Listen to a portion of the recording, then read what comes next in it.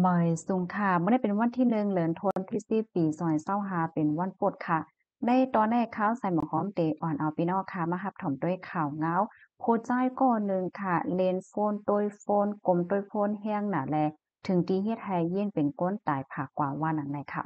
เมื่อวันที่30เดือนธันวาคมที่9ปี2025เมื่อวานในค่ะนะก็มีข่าวเหงาออกมาว่ามีโพสต์จ้ายก่อนหนึ่งอายุอาสักมี19ปีมันใจอยู่ไว้ติวเวง โฉนโจเว่งหลวงฟู่เจี้ยนจึงเมืองแขเนี่ยค่ะเนาะมันใจในอยู่ๆก็ขาในตรงอำไลเนี่ยค่ะต้องตั้งเปิงเป็นมันในมันใจลาดว่ามีอยู่วันหนึ่งนั่นค่ะน่ะเนาะมันใจตื่นขึ้นมาย่อเนี่ยก็พบทบหันว่าอันเป็นขามันในจังโตกนั่นค่ะน่ะหู้เนื้อหู้หนังสังเฮ็ดจังเนี่ยค่ะนะ ยกกว่ามาตรงกว่ามาเฮ็ดจั่งใดก็ไหลเนี่ยค่ะ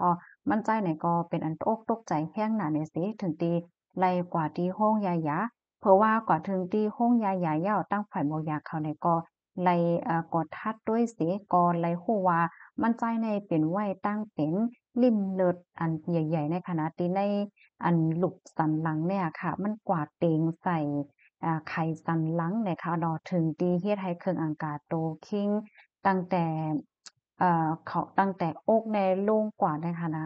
มันเป็นหู้เนิ่มหู้หนังแปรแท้ไหนเนาะหู้โตหู้คิงหู้เนื้อหู้หนังมันจั่งว่าเป็นคนตายผากกว่าปอดหนึ่งเฮ็ดไหนคะตั้งฝ่ายบ่อยากเขาเนี่ยก็ลาดว่าลองตั้งที่อันเป็นได้ก็มั่นใจเลยว่าเป็นย้อนเพราะว่าเพศกึ่งกลางนั่นขนาดเนาะมันก็ได้แต่วนว่าย้อนเพราะว่าญาติเพศกึ่งกลางเห็นแล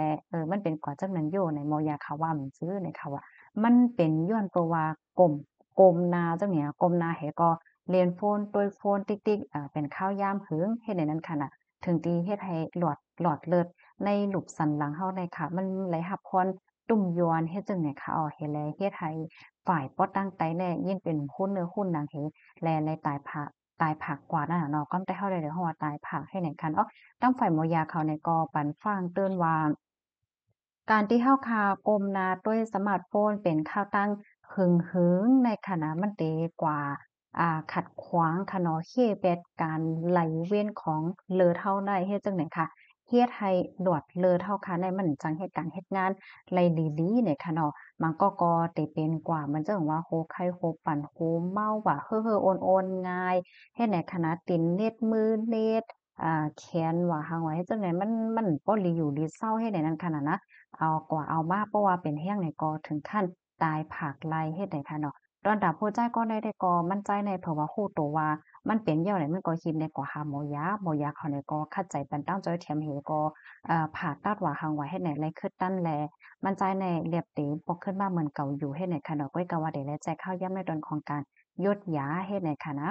ตั้งฝ่ายหมอยาเขานี่ก็ปันฟังเตือนเทียมว่าในกะปันมื้อเหลียวในค่ะเนาะอำว่าเปิ้นว่าเฮาในไผๆก็เต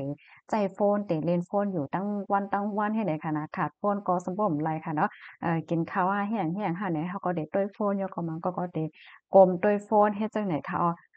การที่เฮาคาเล่นโฟนต้วยโฟนมันก็เป็นการเป็นงานนั้นค่ะน่ะก้อยก็ว่าเฮาคาอย่าไปลืมไหนค่ะเนาะเฮาคาโหลไล